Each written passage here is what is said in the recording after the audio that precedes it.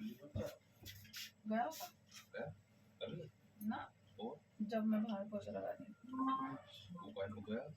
ये तो इंगे पे गया हूँ, इंगे सुई आया और क्या गेट खुलते आ जा, इनका गेट खुला ना जावे नो कह रहा है नो गेट खोल दो यहाँ से नो कह रहा मेरे को दोबारा हाँ मैंने गेट खोल दिया।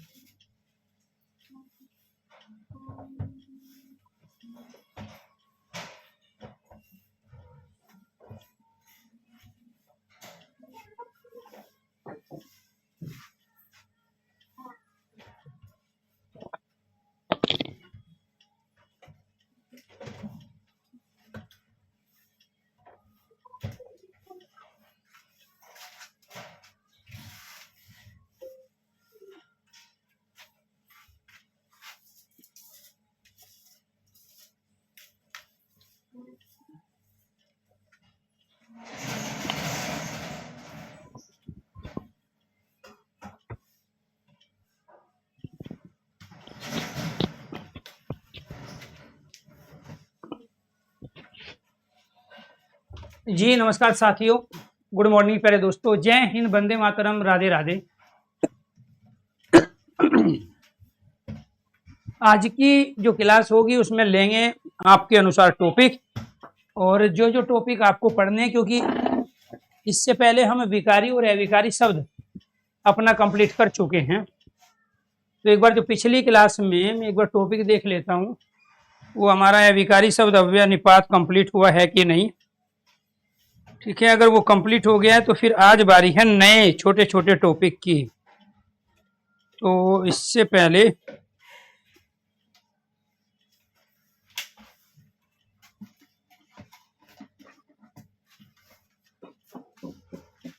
तो अविकारी शब्द अव्यय वाला टॉपिक हमारा पिछली क्लास में कंप्लीट हो गया था। रितेश को पढ़ना है तत्सम और तद्भव। इसके अलावा जो भी टॉपिक आपका होगे, जी जी थैंक यू, सारी चीज हो जाएगी, आपको टेंशन लेने की आवश्यकता नहीं है। तो एक तो आपको टॉपिक पढ़ना है तत्सम और तद्भव, ठीक है जी, तत्सम तद्भव। एक बार आपके, क्योंकि रीजन क्या है कि जब भी आप सेल्फ स्टडी करते हो तो उसके साथ साथ आपको प्रैक्टिस भी करनी है, और प्रैक्टिस में करा रहा हूँ 10 बजे, और वो यूपीएसआई का बैच है जो आप बिल्कुल फ्री में परचेज कर सकते हो। उसमें मैं टॉपिक वाइज प्रैक्टिस कर रहा हूँ, ठीक है। तो बिल्कुल, तो जो जो टॉपिक आपको करने हैं एक बार मैं फिर उसी के हिसाब से अपना ग्रुप बनाऊंगा, और फिर यहाँ हम आगे बढ़ेंगे। तो दूसरा टॉपिक है हमारा वर्ती और पक्ष, ठीक है जी, दे रहा हूँ, अभी दे रहा हूँ। तीसरा जो है टॉपिक है हमारा यहाँ पर काल, ठीक है जी, कारक, तत्सम तद्भव है काल कारक, ठीक है। बाकी तो टॉपिक मैं करूंगा ही, मुझे वो पहले वो टॉपिक बताइए कि मान के चलो आपने टॉपिक किया हो और उसके क्वेश्चंस आपके सही नहीं बने हैं, ठीक है। बाकी जो चीजें कंटिन्यू चल रही है उसके हिसाब से हम करेंगे ही इसको। जी जी वेरी गुड। अपठित गद्यांश, ठीक है, गद्यांश भी ले लें। अपठित गद्यांश, और अभी लिखवा दीजिए जी जो भी है, फिर मैं कंटिन्यू इस सप्ताह ये सिलेबस पूरा कर रहा हूं आपका, ठीक है। जो भी टॉपिक आपको पढ़ने हैं आप वे टॉपिक अभी लिखवा दीजिए, क्योंकि रोज बच्चे कमेंट करते हैं सर जी ये टॉपिक कराने तो सारे ही थे और सारे ही आ जाएंगे आने वाले दिनों में, लेकिन रीजन ये है कि आप अपने अनुसार पढ़ना चाहते हैं। इसके अलावा और भी जो टॉपिक आप जो शुरू में आप करना चाहते हैं,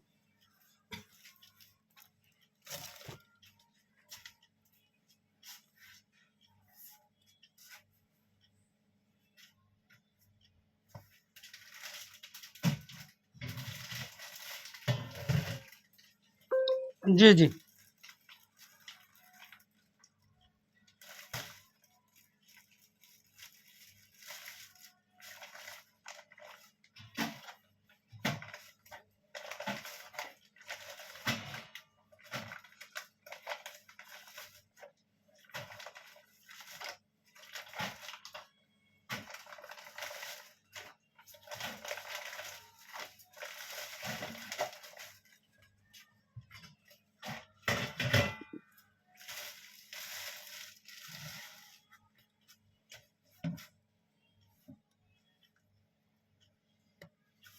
वेरी गुड।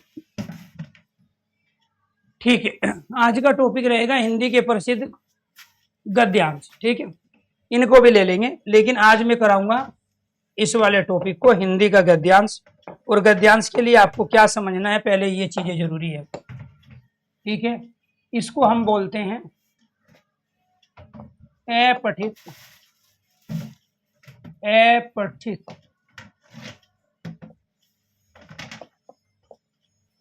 अपठित गद्यांश, अपठित गद्यांश या अनुच्छेद, अपठित गद्यांश या अनुच्छेद, अपठित गद्यांश या अनुच्छेद। अर्थबोध, अर्थबोध भी कहते हैं इसको, और इसको बोला जाता है पैराग्राफ। तो क्या बोलते हैं, पैराग्राफ। दोस्तों आपको ध्यान रखना है, इसमें जो सबसे ज्यादा जरूरी होता है क्वेश्चंस की वैरायटी को समझना। इसको अपठित इसलिए कहते हैं क्योंकि बिना पढ़ा हुआ आता है। इसमें एक क्वेश्चन आता है शीर्षक, टाइटल, शीर्षक वाला पर्सन। शीर्षक वाला जो पर्सन आता है वो हमेशा एक ही पर्सन आएगा, एक से ज्यादा नहीं होगी, ये आपको ध्यान रखना है। और इसका जो आंसर मिलेगा, इसका उत्तर जो मिलेगा आपको कहाँ मिलेगा, गद्यांश। और जरूरी नहीं गद्यांश ही आए, काव्यांश भी आ सकता है। गद्यांश के पहले दो वाक्य,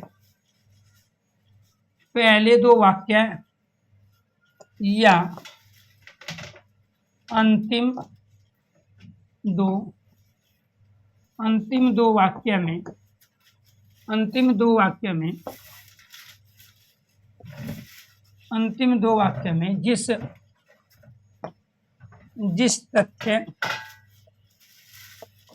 तथ्य प्रसंग बिंदु पर चर्चा की गई, वो क्या होता है, उसका टाइटल। दूसरा आपको ध्यान रखना है, दूसरा जो क्वेश्चन आएगा वो आएगा, इसमें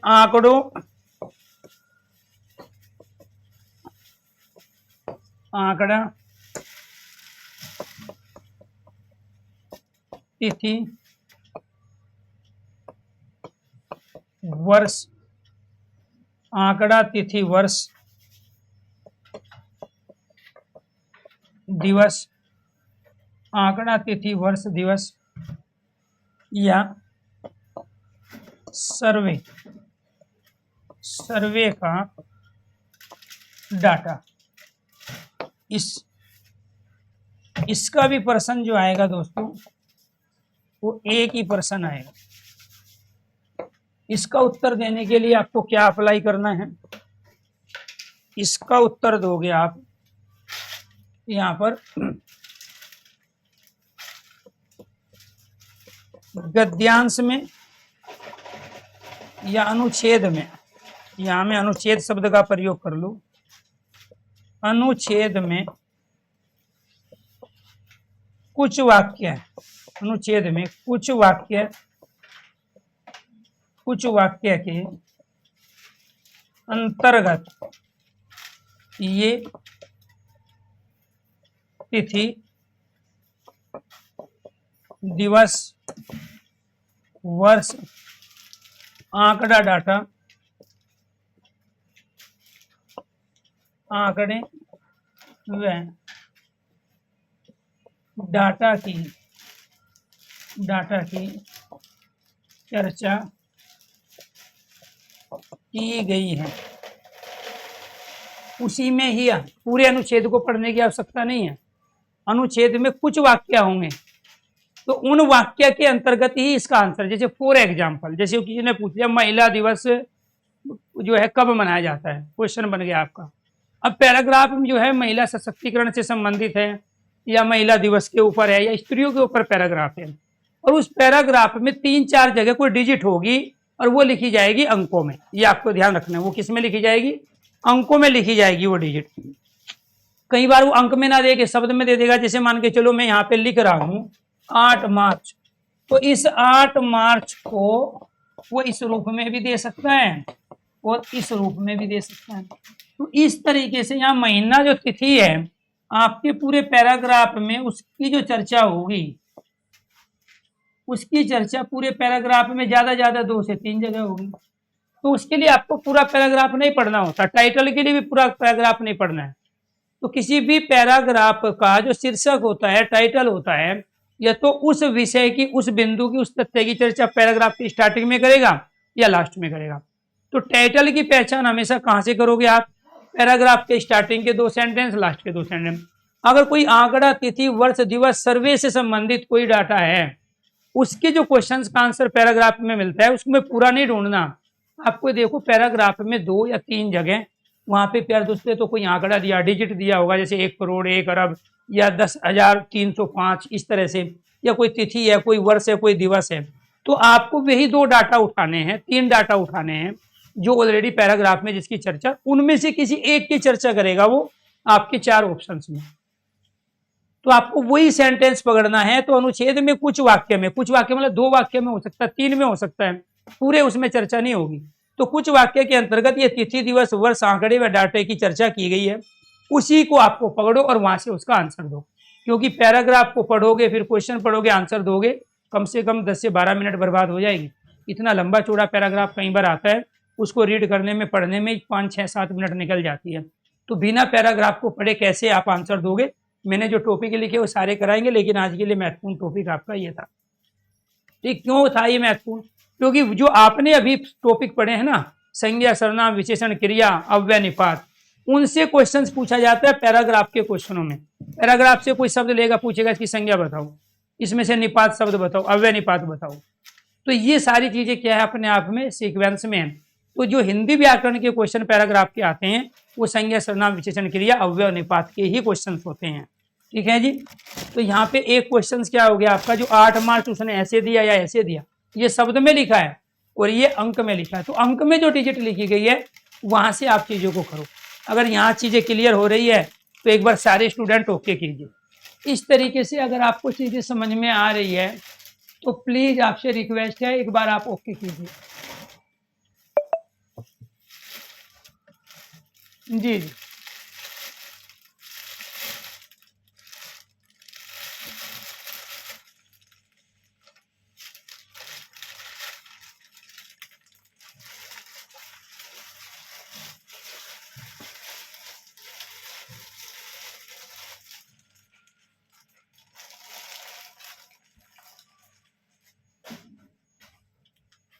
क्लियर है जी यहाँ तक? सर एक बार कमेंट लगा दीजिए। हाँ लगाओ, वो गायब हो गए, वो थोड़ा सा मेरी वो कर रहा था बैग। अब तीसरा क्वेश्चन जो है, तीसरा क्वेश्चन किसका होगा जी? तीसरा क्वेश्चन होगा अनुच्छेद की विषय वस्तु से रिलेटेड। अनुच्छेद की विषय वस्तु, घटना, प्रसंग, कहानी से संबंधित कहानी संबंधित प्रश्न। इसमें जो प्रश्न की संख्या होगी वो होगी 2 से 3 प्रश्न। कई बार एक भी आ जाएगा, जरूरी नहीं है, लेकिन आमतौर पे इसके क्वेश्चन ज्यादा होते हैं बाकी के मुकाबले। ठीक है, ये आपको ध्यान रखना है। तो 2 से 3 प्रश्न होंगे। अब उसमें जो कथा दी है, कहानी दी है, उससे संबंधित यहाँ पे आपसे पूछेगा। इसमें क्या करना है आपको, प्रश्न में दिए गए शब्दों के आधार पर गद्यांश में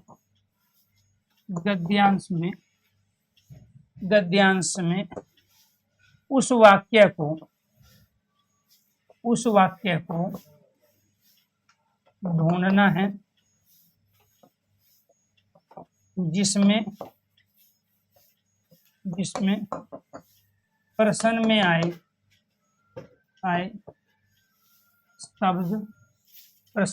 शब्द दिए गए हैं, प्रश्न में आए दिए गए। अब ये मान के चलो वो पूरे पैराग्राफ में बहुत सारी स्टोरी चलती है और बहुत सारी स्टोरी से क्वेश्चन बनेगा नहीं। पैराग्राफ के क्वेश्चन कितने आते हैं? कई बार 3 आते हैं, कई बार 5 आते हैं, 5 से ज्यादा नहीं आते हैं। और उन 5 में भी एक क्वेश्चन शब्दावली का दे देगा, पर्यायवाची विलोम शब्द का, शाब्दिक अर्थ का। इसके बाद 1 या 2 क्वेश्चन आपसे ग्रामर का पूछ लेगा, संज्ञा सर्वनाम विशेषण क्रिया अव्यय निपात का। तो यहाँ पे सबसे ज्यादा पैराग्राफ में अगर कोई क्वेश्चन आते हैं तो वो होते हैं अनुच्छेद की विषय वस्तु की।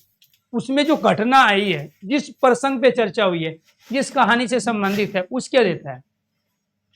ठीक है जी। हाँ, जो डाउट्स है वो ले लेंगे आपकी, किसी सैटरडे को डाउट्स की सेशन रख लेंगे। आपका कोर्स इस सप्ताह पूरा हो जाएगा, तो ये आपको ध्यान रखना है। इसमें सैटरडे जो आएगा उसमें आपके सारे डाउट्स ले लेंगे, ये ध्यान रखना। और दूसरी जो प्रॉब्लम मैंने देखी है वो है टॉपिक अपडेट की। मैं हमेशा वॉइस मैसेज या लिख के भेज देता हूँ कब कौन सा टॉपिक पढ़ाया गया, लेकिन टेक्निकल टीम ने, क्योंकि मैं अभी देख ही रहा था आप लोगों का बैच, टेक्निकल टीम ने कुछ टॉपिक अपडेट नहीं किए। तो आप क्या करते हो, बाहर जो टॉपिक का टाइटल लिखा हुआ है उसी के अनुसार आप उसको पढ़ते हो। टॉपिक अंदर क्लास में दूसरा है, बाहर टॉपिक दूसरा लिखा हुआ है, जिसकी वजह से आपको लग रहा है कि ये टॉपिक हमारे रह गए हैं। तो उनको टॉपिक को मैं अपडेट कराऊंगा आज, ठीक है, क्लास के बाद में। तो प्रश्न में दिए गए शब्दों के आधार पर गद्यांश में उस वाक्य को ढूंढना है जिसमें प्रश्न में आए शब्द दिए गए, और वही उसका आंसर होगा। मैं करके दिखाऊंगा ये सारे, वही क्या होगा, उसका आंसर होगा। इसके बाद में फिर हमारा 4th क्वेश्चन ये आता है, वो है हिंदी व्याकरण। हिंदी व्याकरण के क्वेश्चंस का पैराग्राफ से कोई लेना देना नहीं होता। हिंदी व्याकरण के प्रश्न 1 से लेके 2, अभी 1 3 नहीं आएंगे, 1 से 2 प्रश्न। और ये 1 से 2 प्रश्न किसके होते हैं? ये ज्यादातर 1 से 2 प्रश्न होंगे आपके संज्ञा के, सर्वनाम के जो आप पढ़ चुके हो, विशेषण के, क्रिया के, क्रिया विशेषण भी बोलेंगे हम, या फिर अव्यय। जब मैं अव्यय कह रहा हूँ इसी के अंतर्गत आपके ये आ गए अव्यय के, अव्यय निपात के क्वेश्चन ज्यादा होंगे, या फिर आपसे पूछ लेगा वो उपसर्ग से रिलेटेड, प्रत्यय से रिलेटेड, संधि और समास, संधि और समास, संधि समास, इनके क्वेश्चन ज्यादा पूछता है, ये आपको ध्यान रखना है। तो हिंदी व्याकरण में पैराग्राफ का जो क्वेश्चन आता है उसमें 99% चांस होता है संज्ञा सर्वनाम विशेषण क्रिया अव्यय निपात उपसर्ग प्रत्यय संधि और समास। ठीक है, इसके अलावा नहीं पूछेगा आपसे। जैसे मान के जो लिंग है, वचन है, नहीं पूछा जाता है, वर्णमाला है, नहीं पूछा जाएगा। ठीक है, वर्तनी है, वो भी नहीं देगा पैराग्राफ के आधार पर, उसका अलग से क्वेश्चन ले लेगा वो। तो ज्यादातर हिंदी व्याकरण की जब बात करते हैं तो इन टॉपिक से आपके 1 से लेके 2, और जब भी इन टॉपिक से क्वेश्चन आएगा तो पैराग्राफ से उसका कोई वास्ता नहीं है, आपको डायरेक्ट आंसर देना है। पैराग्राफ नहीं बताएगा इसमें कौन सी संधि है और कैसे आप उसको करोगे। इसके बाद फिर यहाँ पर जो क्वेश्चन पूछे जाएंगे आपके, 5वां जो क्वेश्चन होगा हिंदी शब्दावली। हिंदी शब्दावली, हिंदी शब्दावली से एक प्रश्न आएगा, और वो एक प्रश्न किसका होगा? वो एक प्रश्न पर्यायवाची, पर्यायवाची पूछ लेगा। इसी को हम शब्दार्थ भी कहते हैं, एक ही बात है, वो शब्दार्थ पूछे, पर्यायवाची पूछे, और विलोम शब्द, इसे विलोम शब्द। इन 2 टॉपिक में से एक प्रश्न देगा। या तो पैराग्राफ में दिए गए, पैराग्राफ में दिए गए, ये आपको ध्यान रखना है, पैराग्राफ में दिए गए किसी शब्द का पर्यायवाची, पैराग्राफ में दिए गए किसी शब्द का विलोम शब्द। पैराग्राफ में किसी दिए गए शब्द का संज्ञा का भेद कौन सा है, सर्वनाम का कौन सा भेद है, ये शब्द संज्ञा है, सर्वनाम है, विशेषण है। तो पैराग्राफ में जो शब्द होगा उसी में वो उपसर्ग प्रत्यय पूछेगा, उसी में संधि, उसी में समास, उसी का ही अव्यय निपात, अलग से नहीं लेगा। पैराग्राफ में जो शब्द दिया, यहाँ भी पैराग्राफ में जो शब्द दिया है तो हिंदी शब्दावली का 1%, हिंदी व्याकरण के 1 से 2, यहाँ 2 से 3%। इसके बाद कई बार टाइटल पूछता है, कई बार नहीं, कई बार आंकड़े तिथि वाला प्रश्न होता है, कई बार नहीं भी होता है। इसके साथ फिर आपको नया जो क्वेश्चन हैं, ठीक है, वो क्वेश्चन नंबर आपका 6 है। तो क्वेश्चन नंबर 6 में क्या होगा, समूह से भिन्न शब्द बताओ। समूह से भिन्न शब्द, समूह से भिन्न शब्द, इसका एक ही प्रश्न होगा और ये हाल फिलहाल के एग्जामों में पूछा जा रहा है। समूह से भिन्न शब्द का मतलब क्या हुआ, तो वहां आपको ध्यान रखना है, इन दोनों का पैराग्राफ से कोई लेना देना नहीं है, इनके क्वेश्चनों का आंसर आपको डायरेक्ट देना होगा, ये आपको ध्यान रखना। जी। अतुल पांडे सर, मैं आपकी ऑफलाइन क्लास लेता हूं और मेरे 35 क्वेश्चन सही हो रहे। ठीक, थैंक यू। तो आप मेहनत करो, धीरे धीरे सब हो जाएगी। देखो, एक बच्चा होता है जो हमेशा एडजस्ट करना नहीं जानता है, चीज़ों का कोऑर्डिनेशन बनाना नहीं जानता है, उसको दिक्कत होगी। वो कहीं भी पढ़ेगा, उसको पहले भी दिक्कत थी, अभी भी रहेगी, आगे भी रहेगी। उसकी दिक्कतें खत्म होगी तब जब उसकी एज निकल जाएगी। अदरवाइज उसको कई बार क्या होता है, बहुत ज़्यादा सीरियस हो जाएगा, मुझे नौकरी चाहिए, पढ़ना है, और फिर 2-4 दिन अपना पूरा जोर लगा के उसके बाद भूल जाएगा कि आपका लक्ष्य क्या था और आप किसके लिए झगड़ा कर रहे थे। इनको पढ़ना है, उनके पास पढ़ने के बहुत माध्यम होते हैं, तरीके होते हैं, वो कर लेते हैं।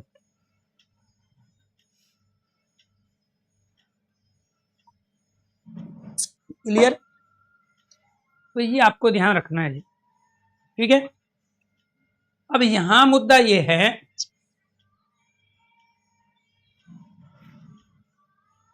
हिंदी शब्दावली 1%, पर्यायवाची शब्दार्थ, विलोम शब्द, ठीक है जी। तो संज्ञा, सर्वनाम, विशेषण, क्रिया, अव्यय, निपात, उपसर्ग, प्रत्यय, संधि और समास है, ठीक है।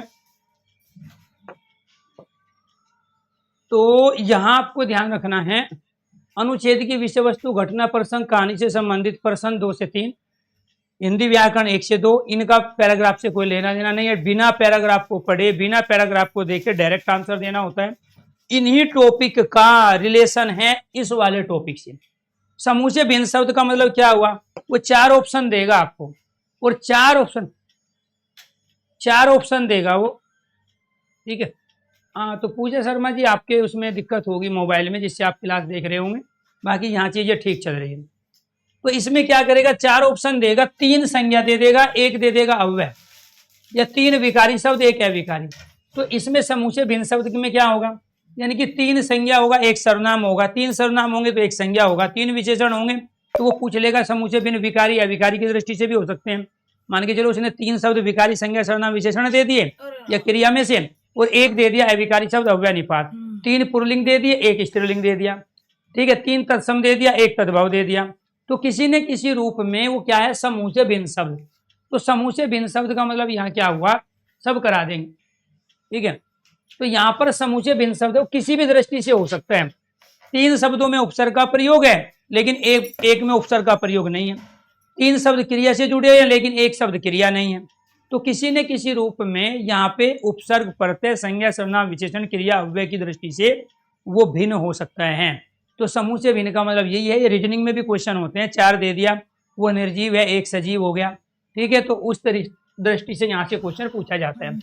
इसके बाद फिर यहाँ पर क्वेश्चन नंबर 7 जो है, समूह से भिन्न शब्द, इस शब्द का प्रयोग, इस शब्द का प्रयोग अनुच्छेद में नहीं हुआ, अनुच्छेद में नहीं हुआ है, अनुच्छेद में नहीं हुआ है। तो इसमें क्या है जी, इसमें भी एक ही प्रश्न आएगा। अब वो जरूरी नहीं कि मैं तो यहाँ 7-8 प्रश्न बता दिया हूँ आपको, वहां आने 5 या 3 ही। अब हो सकता है इनसे दोनों से ना पूछे, उनसे पूछ ले पहले से। मैं कह रहा हूँ कि पैराग्राफ से ये क्वेश्चन की वैरायटी बनती है। अब तक किसी भी कॉम्पिटिटिव एग्जाम में जो पैराग्राफ आते हैं, तो किस शब्द का प्रयोग अनुच्छेद में नहीं हुआ है, तो इसके लिए गलती क्या करते हैं, उसको ढूंढते हैं जिसका प्रयोग नहीं हुआ। वो तो ऑलरेडी है ही नहीं पैराग्राफ में, वो मिलेगा ही नहीं आपको। आपको वो 3 ढूंढने हैं जो पैराग्राफ में दिए। मान के चलो पैराग्राफ में, प्यारे दोस्तों, यहाँ पे जो शब्द दे दिए, पैराग्राफ में एक शब्द दे दिया यहाँ पर अन्वेषण, दूसरा दे दिया यहाँ पर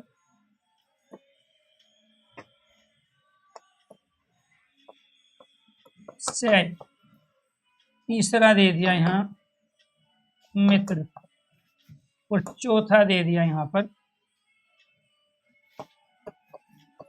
परवास। अब आप क्या करोगे, आपके किस शब्द का प्रयोग अनुच्छेद में नहीं हुआ है? अब इन चार में से एक शब्द ऐसा है जिसका अनुच्छेद में वर्णन ही नहीं हुआ, आया ही नहीं हो किसी सेंटेंस में, प्रयोग ही नहीं किया, तो आप उस शब्द को ढूंढोगे। जबकि ढूंढने क्या थे, अन्वेषण को ढूंढ लो मिल गया, ठीक है, सहयोग को ढूंढ लो मिल गया, मित्रता को ढूंढ लो मिल गया, जो बच गया वो उसका आंसर। तो आपको इन तीनों को ढूंढना है, ना कि उसको जिसको वो पूछ रहा है, वो तो है ही नहीं पैराग्राफ में, उसमें तो समय लगेगा ढूंढने में।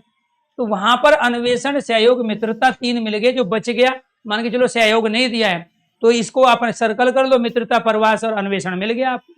तो इस तरीके से आपको क्या करना है, किस शब्द का प्रयोग अनुच्छेद में नहीं हुआ, इसका भी वो ज्यादा से ज्यादा एक क्वेश्चन पूछ सकता है। इसके बाद क्वेश्चन पूछा जाता है पैराग्राफ का आशय, तात्पर्य,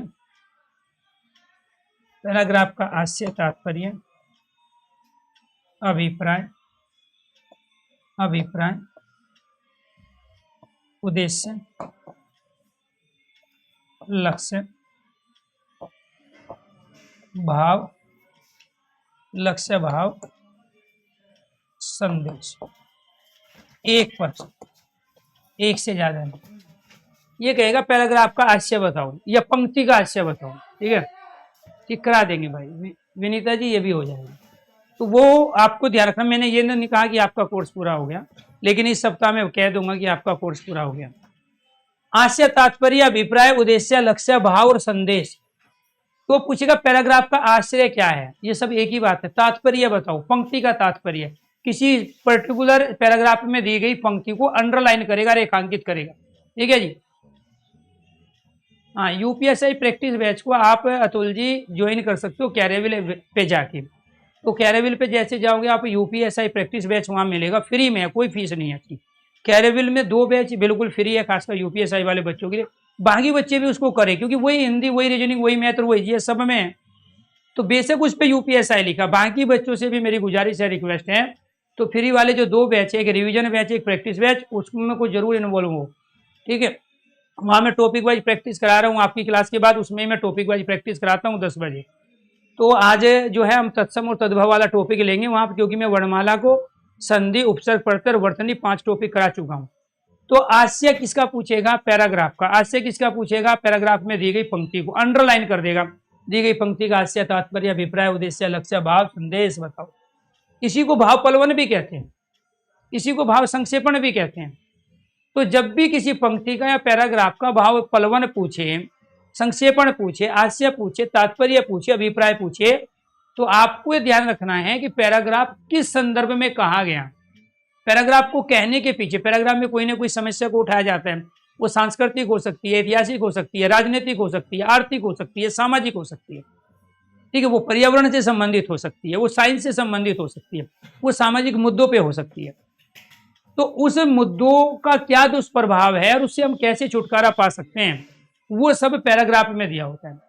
तो यानी कि पैराग्राफ का जो सार है, आपको क्या करना है, पैराग्राफ का जो सार है, इसका उत्तर देने के लिए आपको क्या करना पड़ेगा, पैराग्राफ का सार, पैराग्राफ का संक्षेपण, ठीक है जी, पैराग्राफ का सार, पैराग्राफ का संक्षेपण, पैराग्राफ के निष्कर्ष पे पहुंचना होता है। तो जब भी इन क्वेश्चन का आंसर मिलेगा, निचोड़ किसी भी चीज का, बहुत सारी बात कही, वो अल्टीमेटली कहते हैं मेरे कहने का मतलब ये था। अगर आप तक ये बात पहुंच गई हो तो इसका मतलब मैं आज आपको समझाने में कामयाब रहा। तो किसी भी चीज का जो सार होता है, उसका संक्षेपण होता है, उसका निष्कर्ष होता है, ठीक है, वही उसका आशय, तात्पर्य, अभिप्राय, उद्देश्य, लक्ष्य, भाव और संदेश होता है। अब कोई भी पैराग्राफ मित्रता के ऊपर हो सकता है, वो जो है कर्मचारी अगर है सरकारी तो उसके कर्तव्य से रिलेटेड हो सकता है, उसके अधिकारों से रिलेटेड हो सकता है। तो वहां पर आपको उस सार, संक्षेपण और निष्कर्ष के आधार पर ही इस क्वेश्चन का आंसर देना है। ये 8 तरह के क्वेश्चन पैराग्राफ से बनते हैं, इनके अलावा कोई क्वेश्चन नहीं बनता। अब मैं आपको ले जाता हूं, इनको इम्प्लीमेंट हम कैसे करेंगे उस ओर। इनको हम इम्प्लीमेंट कैसे करेंगे हमें देखना है ये, ठीक है जी। और यहाँ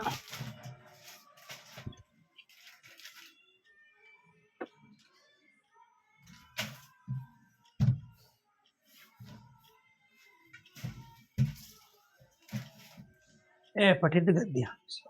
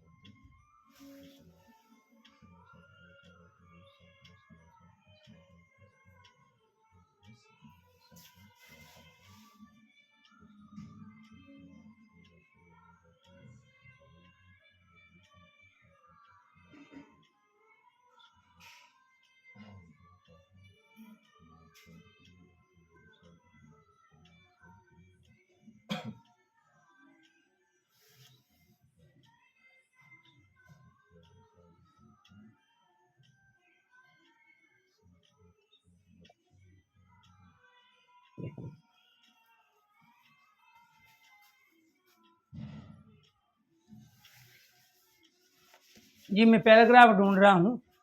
यही आपको क्वेश्चंस करा के दिखाएंगे किस तरह के क्वेश्चंस की वैरायटी पूछी जाती है। आपकी परीक्षा में हमेशा ही आता है गद्यांश, ये आपको ध्यान रखना है।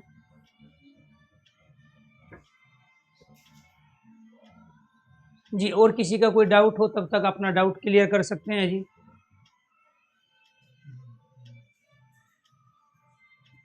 ये तो हिंदी साहित्य का आ गया भाई।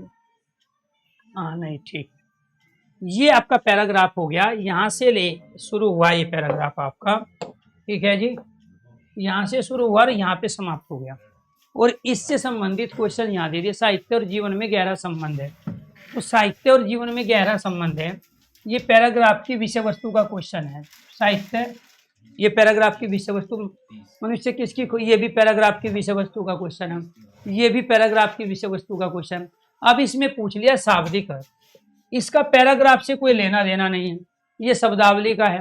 ये क्या पूछ रहा है, शब्दार्थ पूछ रहा है, पर्यायवाची पूछ रहा है, परिमित का पर्यायवाची बताओ।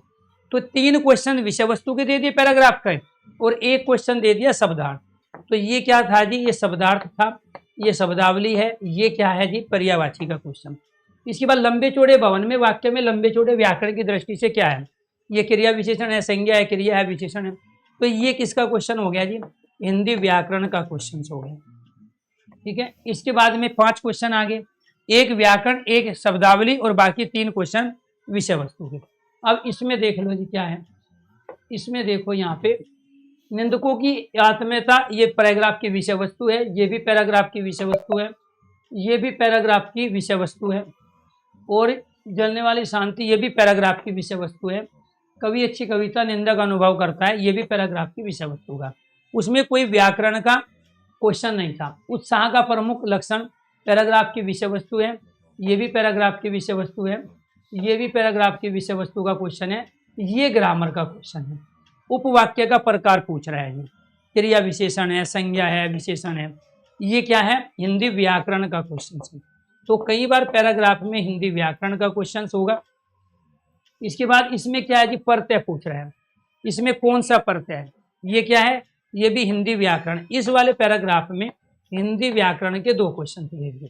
मैं क्वेश्चंस की वही वैरायटी जो आपके आगे चर्चा हमने की है उसको देख लो। ये पैराग्राफ की विषय वस्तु है, ये भी पैराग्राफ की विषय वस्तु है, ये भी पैराग्राफ की विषय वस्तु का क्वेश्चन। इसमें पूछ रहा है उपसर्ग का प्रयोग नहीं हुआ है, तो ये क्या पूछ रहा है, उपसर्ग। उपसर्ग का मतलब क्या है, हिंदी व्याकरण का क्वेश्चन है। किसका क्वेश्चन है, हिंदी व्याकरण।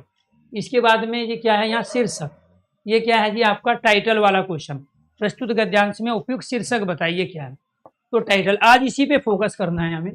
इसके बाद में फिर आगे देखो जी, भारतीय मनीषी पैराग्राफ की विषय वस्तु, ये भी विषय वस्तु का है, ये भी विषय वस्तु का क्वेश्चन है, ये भी विषय वस्तु का क्वेश्चन है। इसमें लालसा शब्द के दो पर्यायवाची, ये शब्दावली का क्वेश्चन है, पर्यायवाची यथार्थ शब्दावली, तो ये शब्दावली का, ये पैराग्राफ के आधार पे पूछे गए हैं। इसके बाद में और पैराग्राफ देखो जी, पैराग्राफ की विषय वस्तु है, इसमें भी पैराग्राफ की विषय वस्तु कहानी अर्थात प्रसंग घटना से रिलेटेड है, ये भी पैराग्राफ की विषय वस्तु है। इसमें उपसर्ग, मूल शब्द व उपसर्ग को अलग करना है, ये आपका हिंदी व्याकरण का क्वेश्चन है, ठीक है जी। इसके बाद में यहाँ पर पैराग्राफ देखो जी, ये कौन सा पैराग्राफ ले लिया हमने, 7वां पैराग्राफ, तो इसमें भी पैराग्राफ की विषय वस्तु है, यहाँ पे भी पैराग्राफ की विषय वस्तु है। इसमें मूल शब्द और प्रत्यय पूछ रहा है आपसे, मूल शब्द और प्रत्यय, इस गद्यांश का उचित इसमें शीर्षक टाइटल पूछ रहा है जी। इसके बाद में 8वां आ जाओ यहाँ पे, ठीक है, इसमें क्या पूछ रहा है, विदूषक का अर्थ, शाब्दिक अर्थ, तो पर्यायवाची शाब्दिक अर्थ है जी। इसके बाद पैराग्राफ की विषय वस्तु है, ये भी पैराग्राफ की विषय वस्तु है, ये भी पैराग्राफ की विषय वस्तु है। इसमें आशय पूछ रहा है, इसमें क्या पूछ रहा है, आशय पूछ रहा है, गद्यांश के विधान का आशय, ठीक है। इसमें आ जाओ जी 9वां पैराग्राफ, शिवा साधना नाटक के लेखक विषय वस्तु, ये भी पैराग्राफ की विषय वस्तु, ये भी पैराग्राफ की विषय वस्तु, पैराग्राफ की विषय वस्तु, ये भी पैराग्राफ की विषय वस्तु। 10वां पैराग्राफ आ जाओ, पैराग्राफ की विषय वस्तु, ये भी पैराग्राफ की विषय वस्तु का, इसमें ये भी पैराग्राफ की विषय वस्तु का, ये भी पैराग्राफ की विषय वस्तु, ये भी पैराग्राफ की विषय वस्तु। तो कुल मिला के 50 क्वेश्चन में आपको शीर्षक आशय वाला ये सारे के सारे क्वेश्चन आपको दिखाई दे। अब कर लेते हैं पैराग्राफ को करने के लिए आपको करना क्या है, ये है आपका अपठित गद्यांश में पहला गद्यांश। क्वेश्चन नंबर 1, साहित्य जीवन में गहरा संबंध है, तो साहित्य जीवन में गहरा संबंध है ये हमें ढूंढना है। तो साहित्य जीवन में गहरा संबंध कहाँ है जी, साहित्य जीवन में गहरा संबंध हमें ढूंढना है, पैराग्राफ में कहाँ है। तो साहित्य का आधार जीवन है, इसी आधार पर साहित्य की दीवार खड़ी होती है, इसी आधार पर साहित्य की दीवार खड़ी होती है। क्लियर है जी। अब आ जाओ जी, इससे पता चलता है हमें यहाँ पे जीवन का मुख्य आधार साहित्य है, साहित्य जीवन की मजबूत दीवार है, साहित्य का आधार जीवन है, राइट आंसर हो गया आपका सी। साहित्य का आधार जीवन है, साहित्य जीवन में गहरा संबंध है क्योंकि साहित्य का आधार जीवन है, तो इसका आंसर सी क्यों हुआ, इसका आंसर सी इसलिए हुआ साहित्य का आधार जीवन है। ये पैराग्राफ की पहले ही सेंटेंस में प्यारे दोस्तों इसकी चर्चा हुई है। अब आ जाओ, मनुष्य किसकी खोज में जीवन भर लगा रहता है, तो मनुष्य किसकी खोज में, इसको क्वेश्चन को करो छोटा, मनुष्य किसकी खोज में, और पैराग्राफ में ढूंढो मनुष्य किसकी खोज में, मनुष्य किसकी खोज में है जी, मनुष्य किसकी खोज में है, जीवन, मनुष्य जीवन पर्यटन, यहाँ पूर्ण विराम है, इससे पहले आंसर नहीं मिलेगा। मनुष्य जीवन पर्यटन आनंद की खोज में लगा रहता है, यहाँ पूर्ण विराम है, इससे आगे नहीं जाना है, इससे पहले नहीं जाना। मनुष्य जीवन पर्यटन आनंद की खोज में लगा रहता है। अब आ गया जी आपका यहाँ आनंद, तो राइट आंसर हो गया आपका बी। साहित्य के आनंद का आधार, तो साहित्य के आनंद का आधार क्या है जी, ये देखो साहित्य के आनंद का आधार, क्वेश्चन है आपका साहित्य के आनंद का आधार क्या है, साहित्य के आनंद, लेकिन साहित्य का आनंद इस आनंद से ऊंचा है, ठीक है, और उसका आधार सुंदर और सत्य है, यहाँ पूर्ण विराम है, यहाँ पूर्ण विराम है, तो यहाँ से लेके यहाँ तक इसका आंसर होगा। लेकिन साहित्य का आनंद इस आनंद से ऊंचा है, उसका आधार, तो उसका क्या है, सर्वनाम, और ये सर्वनाम किसके स्थान पे आया है, साहित्य के स्थान पे। भाई संज्ञा के स्थान पे सर्वनाम प्रयोग करते हैं ना, तो जब यहाँ सर्वनाम आया तो उसका का मतलब क्या हुआ, साहित्य का आधार सुंदर और सत्य है, तो यहाँ पैराग्राफ में सुंदर और सत्य दिया है जी, सुंदर और सत्य को पाना, साहित्य के आनंद का आधार क्या है, सुंदर और सत्य को पाना, राइट आंसर ए। परिमित का अर्थ बताओ, परिमित सीमित, दबा हुआ, विस्तृत है या फंसा हुआ। अब इस परिमित से शाब्दिक अर्थ है तो डायरेक्ट बताओ परिमित का क्या अर्थ होता है, या फिर आप यहाँ पर ये देखो ये परिमित शब्द का प्रयोग पैराग्राफ में कहाँ हुआ, उस सेंटेंस से आपको जब भी किसी शब्द का मीनिंग ना पता हो तो फिर मीनिंग का पता कहाँ से चलता है, जहां वो प्रयोग में हुआ है। ये क्या, जीवन परमात्मा की सृष्टि है, तो ये जो जीवन है परमात्मा की सृष्टि है, इसीलिए सुबोध है, सुगम है और मर्यादाओं से परिमित है। तो मर्यादाओं से बंधा हुआ है, मर्यादाओं से क्या है, परिमित है, वो कह रहा है ना। अब हमें इस परिमित का अर्थ पता चलेगा। जब पर्टिकुलर किसी शब्द का मीनिंग ना पता हो तो उसको पैराग्राफ में, सेंटेंस में प्रयोग करके देखो उसका मीनिंग वहाँ क्या है। ठीक है, यहाँ पर पता चल गया कि और मर्यादाओं से परिमित है। तो मर्यादाओं से परिमित है तो फिर अर्थ कैसे निकालेंगे? मर्यादाओं से सीमित है, मर्यादाओं से दबा हुआ है, मर्यादाओं से विस्तृत है, मर्यादाओं से फंसा हुआ है। तो राइट आंसर क्या हो गया? मर्यादाओं से सीमित। ठीक है जी, मर्यादाओं में बंधा हुआ है, इसका मतलब यही तो हुआ। राइट आंसर हो गया ए। लंबे चौड़े भवन में वाक्य में लंबे चौड़े व्याकरण की दृष्टि से क्या है? तो लंबे चौड़े क्या है? विशेषण विशेष्य है। लंबे चौड़े विशेषण हुआ ना, किसके बता रहा है? ये भवन, ये क्या है आपका? विशेष्य है। ये क्या है? विशेष्य। विशेष्य किसे कहते हैं? जिसकी विशेषता बताई जाती है। वो क्या होता है? वो संज्ञा शब्द होता है। और ये क्या हो गया? लंबे चौड़े, इसकी विशेषता को बताने वाले, इसलिए क्या कहलाएगा? विशेषण। इसका पैराग्राफ से कोई लेना देना नहीं है। ठीक है जी, आ जाओ दूसरे पैराग्राफ में। यहाँ पे निंदकों की सी एकाग्रता, आत्मीयता, निमग्नता किसमें दुर्लभ है? तो निंदकों की क्या है जी? एकाग्रता। निंदकों की क्वेश्चन को छोटा करो। निंदकों की एकाग्रता, आत्मीयता, निमग्नता किसमें दुर्लभ है? ठीक है, तो निंदकों की एकाग्रता, आत्मीयता, निमग्नता किसमें दुर्लभ है? तो यहाँ देखेंगे जी, निंदकों की ये रहा जी, दुर्लभ है। निंदकों की यहाँ पर पूर्ण विराम है। निंदकों की सी एकाग्रता, परस्पर आत्मीयता, आत्मीयता, निमग्नता भक्तों में दुर्लभ है। किसमें दुर्लभ है? भक्तों में। तो राइट आंसर क्या हो गया जी? यहाँ साधारण लोग, ईश्वर, भक्त, नास्तिक और शिक्षित। तो क्या हो गया? भक्तों में, ईश्वर भक्तों में ऐसी आत्मीयता। निंदक मतलब जो निंदा करते हैं। राइट आंसर आपका भी। निंदकों को पास रखने की सलाह किसने दी? निंदकों को पास रखने की सलाह, हमारा क्वेश्चन हो गया। निंदकों को पास रखने की सलाह को ढूंढो, यहाँ क्या है? निंदकों को पास रखने की सलाह किसने दी? ईर्ष्या 24 घंटे जल छिड़क कर, कहाँ है? निंदकों को पास रखने की, जी जी, निंदकों को पास रखने की सलाह किसने दी? निंदकों को पास रखने की सलाह ढूंढो जी पैराग्राफ में। निंदक मैंने देखे, ये 24 घंटे हैं, ये पढ़ना पड़ेगा क्या? देख लेते। निंदा की ऐसी महिमा है जो दो चार निंदकों को बैठकर निंदा देखने में है। दो चार जो है निंदकों की एकाग्रता परस्पर है, इसलिए संतों ने निंदकों को आंगन कुटी छवाई। ये रहा, इसके अंतर्गत कहाँ है? इसलिए संतों ने निंदकों को आंगन कुटी छवाए कहा। निंदक नियरे राखिए आंगन कुटी छवाए, और बिन पानी साबुन के निर्मल करो सुवाए। तो इसलिए संतों ने निंदकों को आंगन कुटी छवाए पास रखने की सलाह दी। ठीक है, तो राइट आंसर क्या होगी? किसने दी? संतों ने दी। किसने दी? संतों ने। तो कहाँ है जी संत? ये भी देखना है जी हमें, इसमें संत है। निंदकों को पास रखने की सलाह किसने दी थी जी? संतों ने। राइट आंसर हो गया आपका ए। निंदा कर्म से पवित्र भाव से कौन लगा रहता है? निंदा कर्म के पवित्र भाव से लगा। निंदक पड़ोसी, अपने रिश्तेदार या मिश्र निंदक। निंदा कर्म के पवित्र भाव, तो निंदा कर्म के पवित्र भाव से, निंदा कर्म के पवित्र भाव को देखो कहाँ है? निंदा कर्म के पवित्र भाव, ये हो गया आपका। तो उसका किसी से बैर नहीं है। निंदा कर्म के वात पवित्र भाव लगे रहते हैं, ये रहा। वे निंदा कर्म के पवित्र भाव से लगे रहते हैं। तो यहाँ कहाँ से आएगा? यहाँ से आएगा, पूर्ण विराम ये है ना। वे किसी का बुरा नहीं सोचते, 24 घंटे वे निंदा कर्म के पवित्र भाग से लगे रहते हैं। कौन लगे रहते हैं? कुछ मिश्री निंदक मैंने देखे हैं। तो यहाँ है कुछ मिश्री निंदक, क्योंकि यहाँ क्या आ गया? सर्वनाम आ गया। तो सर्वनाम से पहले तो संज्ञा को ढूंढना पड़ेगा ना हमें। तो कुछ मिश्री निंदक क्या है जी?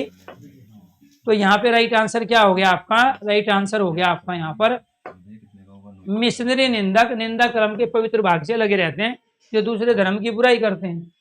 ईर्ष्या द्वेष की आग में जलने वाला शांति का अनुभव कैसे करता है? तो ईर्ष्या द्वेष की आग में जलने वाला, तो क्वेश्चंस क्या है हमारा? ईर्ष्या द्वेष की आग में जलने वाला। तो पहले क्वेश्चन को छोटा बनाना सीखो। ईर्ष्या द्वेष की आग में जलने वाला कहाँ है? इसमें देखो पैराग्राफ में, ईर्ष्या द्वेष, ईर्ष्या द्वेष की आग में जलने वाला। ईर्ष्या द्वेष, यहाँ भी प्रेरित निंदा करने वाला कोई दंड है। ईर्ष्या द्वेष की आग है यहाँ पे, ईर्ष्या द्वेष की छिड़ककर निंदक दयनीय, ईर्ष्या द्वेष, ईर्ष्या द्वेष की ईर्ष्या द्वेष की आग देखो जी कहाँ है। ये हो गया हमारा, इसमें 24 घंटे हैं, इसमें बाप बड़ी पगड़ी उसकी आनंद उछालते हैं। दुश्मन द्वेष, ईर्ष्या द्वेष से प्रेरित निंदा भी होती है। वह ईर्ष्या द्वेष से, ये रहा, वह ईर्ष्या द्वेष से 24 घंटे जलता है, ईर्ष्या द्वेष से 24 घंटे जलता है और निंदा का जल छिड़क कर कुछ शांति का अनुभव करता है। वह ईर्ष्या द्वेष से 24 घंटों जलता है और निंदा का जल छिड़क कर कुछ शांति का अनुभव करता है। तो यहाँ क्या आ जाएगा जी, यहाँ आ जाएगा आपका ईर्ष्या द्वेष की आग से में जल छिड़कने वाला शांति का अनुभव कैसे करता है? कार्बन डाइऑक्साइड से मिट्टी डालकर निंदा का जल छिड़क कर, निंदा का जल छिड़क कर। राइट आंसर हो गया आपका 9 का सी। कवि की अच्छी कविता पर ईर्ष्याग्रस्त निंदक कैसा अनुभव करते हैं? तो ईर्ष्याग्रस्त निंदक कैसा अनुभव, ये आपका क्वेश्चन हो गया। पहले तो क्वेश्चन जो बड़ा होता है उसको छोटा बनाने की आदत डालो। क्वेश्चन छोटा होगा, ईर्ष्याग्रस्त निंदक कैसा अनुभव। तो ईर्ष्याग्रस्त निंदक कैसा अनुभव करता है? तो ईर्ष्याग्रस्त निंदक कैसा अनुभव करता है ये बताएगा हमें पैराग्राफ। बिना पैराग्राफ को पढ़े कर रहे हैं हम। इसके बाद क्या है जी, एक कवि ने एक अच्छी कविता लिखी, ईर्ष्याग्रस्त निंदक की कष्ट होगा। ईर्ष्याग्रस्त निंदक को क्या कष्ट होगा? अब एक और अच्छी कविता लिख दी तो उसका कष्ट दुगना हो जाएगा। तो क्या होगा जी, उसको कष्ट होगा। इसमें है कष्ट की बात, ठीक है, उसको क्या होगा, कष्ट होगा। कवि की अच्छी कविता पर ईर्ष्याग्रस्त निंदक का कैसा अनुभव करता है? कष्ट का अनुभव करेगा अगर आप कुछ भी अच्छा करोगे, ठीक है। इसके बाद सच्चा उत्साह वही होता है जो मनुष्य को कार्य करने के लिए प्रेरणा देता है। इसमें किसकी बात हो रही है? सच्चे उत्साह की बात हो रही है। उत्साह का प्रमुख लक्षण क्या है? उत्साह का प्रमुख लक्षण, सच्चा उत्साह वही होता है जो मनुष्य को कार्य करने के लिए प्रेरणा देता है। तो सच्चा उत्साह वही होगा जो मनुष्य को कार्य करने के लिए प्रेरणा देता है। मनुष्य किसी भी कारणवश जब किसी कष्ट से दूर होने का संकल्प लेता है तो सुख का अनुभव करता है। तो सच्चा उत्साह का लक्षण जोश, साहस, आनंद, आनंद और जोश। तो क्या होगा जी, देखो जी, सच्चा उत्साह क्या है? आनंद ही उत्साह है। उन सबसे उत्पन्न आनंद ही उत्साह कहलाता है, ठीक है। तो यहाँ क्या हो गया, उत्साह, आनंद और साहस का मिला जुला, उत्साह, आनंद और साहस का मिला जुला रूप है। उत्साह, आनंद और साहस का मिला जुला रूप है। आनंद और साहस, आनंद और साहस, साहस मतलब जोश। राइट आंसर हो गया आपका डी। सच्चे वीर होते हैं, तो सच्चे वीर कौन से होंगे जी? अब सच्चे वीर ढूंढे इनमें, सच्चे वीर कौन से हैं जी? अब इसमें ढूंढना है हमें सच्चे वीर। तो सच्चे वीर कहाँ हैं? वीरों को ढूंढो जी पैराग्राफ में। इसने छोटा छोटा इतना लिख दिया, सच्चे वीर। किस पंक्ति में है जी सच्चे वीर की बात? सच्चा उत्साह जो मनुष्य किसी भी कारणवश किसी कार्य को करने में मनुष्य कष्ट दुख का सहन करने की ताकत, उदाहरण निश्चय तो किसी न किसी केंद्रित, चाहे इन्हीं के आधार पर क्रम से मिलता है। सच्चे वीर, ये रहा, सच्चे वीर कह सकते हैं। यहाँ होगा जी केवल सच्चे वीर कह सकते हैं। यहाँ है पूर्ण विराम। इन्हीं के आधार पर कर्म करने में आनंद मिलता है। इन्हीं के आधार पर कर्म करने में आनंद मिलता है। कर्म भावना से उत्पन्न आनंद का अनुभव केवल सच्चे वीर ही कर सकते हैं, क्योंकि उनमें साहस में अधिकता होती है। यहाँ है पूर्ण विराम। सच्चा वीर कार्य प्रारंभ होने पर ही उसका अनुभव कर लेता है, ठीक है। ये है ना, सच्चा वीर कार्य प्रारंभ होने पर ही उसका अनुभव कर लेता है। जो फल पाने के लिए उत्साह दिखाते हैं, जो कर्म भाव से उत्साह दिखाते हैं, निष्काम भाव से उत्साह दिखाते हैं, आनंद विनोद। जो कर्म भाव से उत्साह दिखाते हैं, तो कर्म भाव से उत्साह कहाँ है ये भी देखो। कर्म भाव से उत्साह ये रहा ना, जो कर्म भावना से उत्पन्न आनंद का अनुभव केवल सच्चे वीर कर सकते हैं। कर्म भावना ये वाला। यहाँ तीसरा क्वेश्चन देखो, उत्साह के मार्ग में सबसे बड़ी रुकावट। उत्साह के मार्ग में सबसे बड़ी रुकावट, उत्साह के मार्ग में रुकावट देखो जी क्या है। उत्साह के मार्ग में सबसे बड़ी रुकावट क्या है? जो व्यक्ति आलस्य से भरा है, आलस्य उत्साह का सबसे बड़ा शत्रु है। ये देखो यहां सीरियस होगी, आलस्य उत्साह का सबसे बड़ा शत्रु है। जो व्यक्ति आलस्य से भरा है उसमें काम करने के प्रति उत्साह कभी उत्पन्न नहीं हो सकता। ठीक है, तो उत्साह के मार्ग में सबसे बड़ी बाधा क्या है? आलस्य है। क्या है? आलस्य। सच्चा उत्साह वही होता है जो मनुष्य को कार्य करने के लिए प्रेरणा देता है। तो उपवाक्य बताइए जी क्या है? तो सच्चा उत्साह वही होता है जो मनुष्य को कार्य करने की प्रेरणा देता है। तो ये क्या है? संज्ञा उपवाक्य है। कह रहा है ना मनुष्य को कार्य करने की प्रेरणा देता है, तो ये क्या कहलाया आपका? संज्ञा उपवाक्य। केंद्रित और अधिकता में क्रम से प्रत्यय बताइए। तो मूल शब्द क्या है? केंद्र, और इसमें क्या लगा हुआ है? आपका इत लगा है। यहाँ पे मूल शब्द क्या है? आपका अधिक है। तो मूल शब्द आगे से निकाल लो, बाद में जो शब्दांश बचे प्रत्यय, तो ये इत और ता प्रत्यय का प्रयोग हुआ है। इसका प्रयोग हुआ इत का प्रयोग और ता का प्रयोग। अगर क्लास समझ में आई है और आपने इस चीजें आज हासिल की है तो एक बार सारे स्टूडेंट ओके कीजिए, यस कीजिए। यहाँ तक अगर चीजें क्लियर हो गई हैं तो कल भी एक बार और मैं कुछ पैराग्राफ और कराऊंगा। तो आज हमने ये 3 पैराग्राफ करा लिए हैं, बाकी कुछ पैराग्राफ कल फिर कराएंगे। ठीक है जी, यहाँ तक क्लियर है? विवेक, राम बाबू, कल्पना, कपिल, मुकेश, अमन, दुबे, सत्यम, यश, भारती, किरण, बबलू, आकाश, अंकित, मोनू, संगम। क्या बताया था आपको? बताया ये गया था पैराग्राफ के बारे में कि यहाँ से जो क्वेश्चंस पूछे जाते हैं वो क्वेश्चन पूछे जाते हैं शीर्षक वाला प्रश्न, वो आएगा आगे। आंकड़े, तिथि, वर्ष, दिवस वाला प्रश्न। इसके बाद में अनुच्छेद की विषय वस्तु वाले ये ज्यादा आ रहे थे। हिंदी व्याकरण शब्दावली वाले अभी तक जो हमने 3 पैराग्राफ किए उसमें 3 क्वेश्चन आए, अनुच्छेद की विषय वस्तु के, हिंदी व्याकरण के और हिंदी शब्दावली के। ये 3 प्रश्न आए। फिर कौन से क्वेश्चन बनते हैं? समूह से भिन्न शब्द पूछ सकता है, किस शब्द का प्रयोग अनुच्छेद में नहीं हुआ है, आशय, तात्पर्य, अभिप्राय, उद्देश्य, लक्ष्य, भाव, संदेश वाला प्रश्न। ठीक है, आज के लिए इतना ही। सभी साथियों को नमस्कार, धन्यवाद। कल फिर मिलेंगे।